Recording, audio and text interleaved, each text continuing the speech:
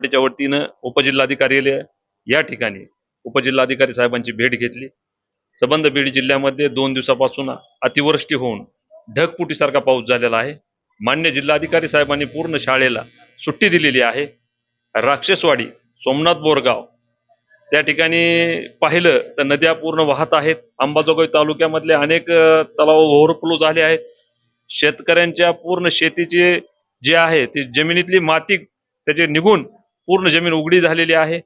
या परिस्थितीमध्ये सरकारच्या वतीनं त्यांचे लोकप्रतिनिधी आणि या ठिकाणी असणारे जे लोकसेवक आहेत यांनी तात्काळ जाऊन त्या ठिकाणी सरसकट पंचनामे करणं गरजेचं आहे। विमा कंपनीच्या जाचक ज्या आहेत की त्या ठिकाणच्या पिकाच्या नोंदी अपलोड करून त्यांना पाठवल्यानंतर तो क्लेम मंजूर होतो, ही अट तात्काळ रद्द करावी।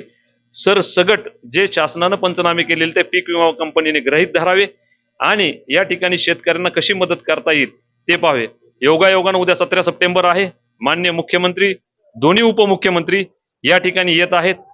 अंबाजोगाईकरांच्या वतीनं आणि समाजवादी पक्षाच्या वतीनं कळकळीचे आम्ही आव्हान करतो की आपण उद्या आल्यानंतर मीटिंग झाल्यानंतर या ठिकाणी बीड जिल्ह्यातला शेतकरी देशोधडीला लागलेला आहे।